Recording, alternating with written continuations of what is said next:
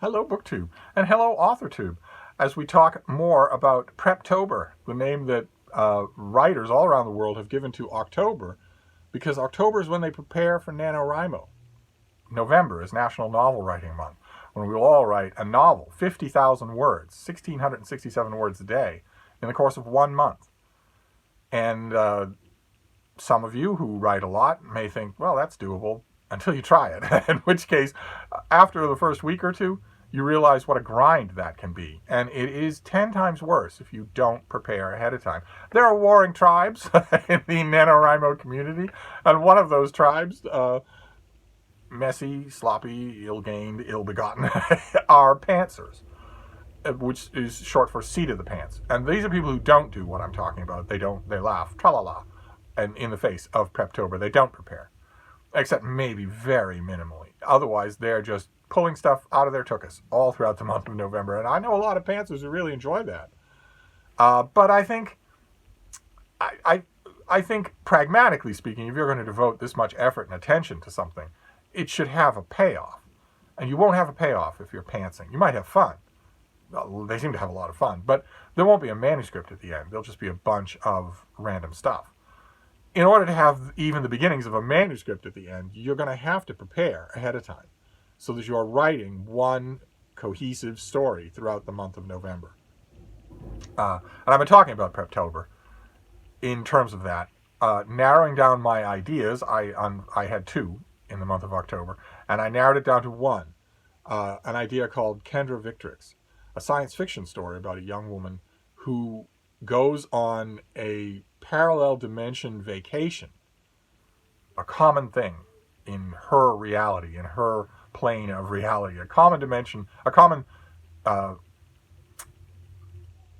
sort of gap year fun thing to do is to go on a vacation not to Costa Rica or to Guatemala, but to an alternate parallel reality. And she comes to this reality, which is far less technologically advanced than her own, and is stranded here, without any means to contact her own home and without any means to get back. And the only thing she has for company is the personal technology, the piece of personal technology that everybody in her reality has. Everybody has one kind or another. And we get to know her kind. The device that she has is the only connection that she has to her own reality, and the only way she has to help her survive in this dimension. And I have been hashing out what that piece of technology is, what she calls it, when she was issued it, what everybody thinks about it in her own reality, what it can do and what it can't do, how what it can do will change when it comes to this reality. And that's been a lot of fun. And I'm now fleshing out who Kendra is, who the people are that she comes from, and also who she meets when she's here, and what kind of a story unfolds from there. But the whole time that I've been doing this, there's been a tiny quiver. Speaking of tiny quivers, hello, Bean. A tiny quiver of doubt. And I wanted to mention that today because that's part of the experience of writing. So I thought it might help in case you're feeling the same thing. There's been a tiny quiver of doubt the whole time that I have been first conceiving and then now fleshing out Kendra Victrix, that something isn't quite right with the story. One of the things is fairly obvious, which is that it's built around a MacGuffin. It's built around a device. And that is a very pulpy thing to do. It's a very one-dimensional thing to do. It is limited, and I know that. I might love those pulp stories, but the limit comes in that you're going to be wedded to whatever you decide on this week for NaNoWriMo for a whole month. And there are going to be times when there's going to be a time when the honeymoon for that wedding is over, and you're going to be tempted to hate what you're writing. If it's one-dimensional pulpy stuff to start with, that's crash is going to be even worse. And I know that because I've done this before. And a one-dimensional pulpy idea might be a lot of fun for the first week, the legendary first week when you're high on the endorphins of creating your own world like a god. But it wears thin, a lot thinner than a more complex and multi-layered story will. And part of the problem, the little reservation, the little hitch of reserve that I have with Kendra Victrix is that I'm not 100% sure that this thing can go the distance. And I wanted to mention that, not because I have any silver bullet, but to let you know that it's perfectly okay to feel that way. It's perfectly okay to feel that you have a doubt about your product And it's also really important to listen to that doubt. You want to sit down and listen to that doubt. The first thing you want to determine is whether or not that doubt is coming from insecurity on your own part. Some of you, I hear, have personal insecurities of one thing or another. You're not all egomaniacal blowhards like I am. So the first thing to determine is the little hitch of doubt that you feel just a little hitch of doubt that you would feel no matter what, no matter how great the story idea was, or is it legitimately coming from your story? And in my case, it has to be the second, because I don't feel the first. So it has to be the second. It has to be that some instinct of mine is telling me that something is wrong here. It could be very simple. It could be the thing that's right there on the surface, that this is a MacGuffin story. It's a gimmick story. It's an object story. And those have limited storage capacity. They really don't travel well. They're meant to be a lot shorter than 50,000 words. They are very seldom effective at any longer than that, unless you work in all sorts of metaphysics. And maybe I'll do that. I don't really know.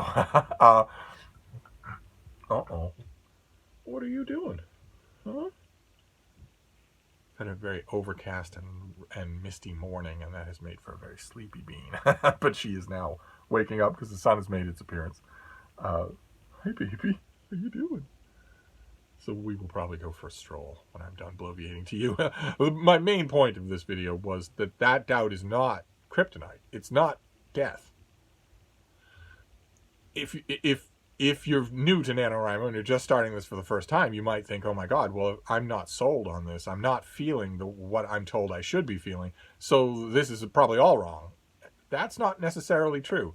Even if your story doesn't have the legs you want it to have, even if it has some sort of fatal flaw below the waterline that you're not sensing, which I think is true in my case right now, it's still incredibly useful, instructive in every way. It will grow you as a writer in every way to forge ahead with that story, even though it's got that little hitch in its throat that's bothering you.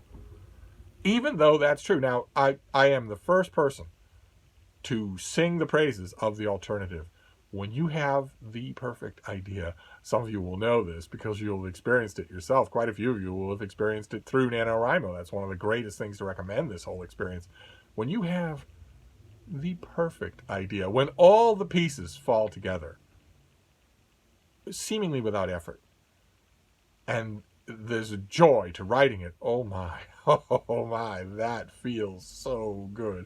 And I've had that happen to me probably 4 times in the history of my history with NaNoWriMo. This, so far, is not feeling that way, but that is not a reason to abandon a project. First, you have to determine whether or not this little qualm of doubt is coming from you, just generally. And even if you had Anna Karenina under your hatch, it still wouldn't work. It'd still be there. Or if it's coming from the story.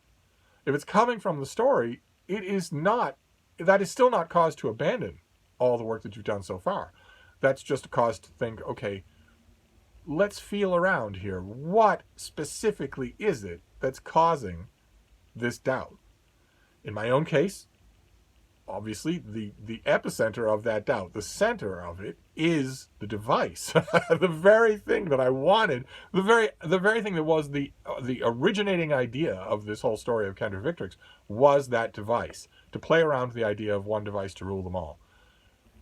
And yet, it is the thing that is the epicenter of that doubt that I'm feeling, which naturally means that for part of today, I'm going to explore the possibility of getting rid of it. Right? All parts of your story are fungible. You can maneuver and modulate them all. Nothing is a given until you start writing, and even then, there's quite a bit of furniture moving that you can do. What if I get rid of it? What if the same thing that strands Kendra in this dimension also fries her personal technology, so that there is no one device to rule them all? Then what? I don't know. To me, right now, looking at that possibility, that seems to negate the story. And now I have to figure out, okay, well, if that negates the story, is there a story here? And if it does negate the story, then how much of that can you do without doing it all that doesn't negate the story? So I need to figure that out. Where I am working on the story. I am not just spinning my wheels here. if I can't, while the back parts of my brain are trying to figure out what the problem here is, the front parts of my brain can be fleshing out Kendra's home dimension, how she gets here, the specific incident, where she ends up, who she ends up with, the cast of people that she meets here. I can be doing all of that while I'm working out the kinks of this little kernel of doubt about this story. Something about this story doesn't feel like a completely smooth home run.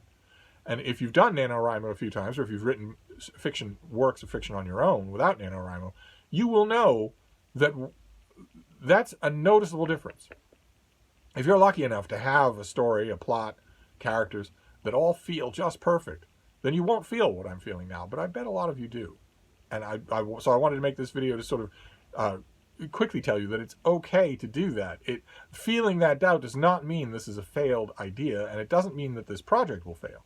You can write, trust me, I know from experience, you can write a whole book with that feeling of doubt and never resolve it. so that you're all the way done with a solid manuscript that still doesn't sit right with you. So that is possible to do, and I can't help but think it's incredibly instructive for writers to do that. I'm not saying that you're going to have to do that. All right? I'm not saying that you're going to have to do that. It's possible that in the next few days we can work out these little kernels of doubt, the ones you're feeling and the one I'm feeling. I will wrap up this video now, and I'll report back to you on how that goes. So I'll wrap this up for now, and I'll see you soon. Thank you, BookTube, and thank you, AuthorTube.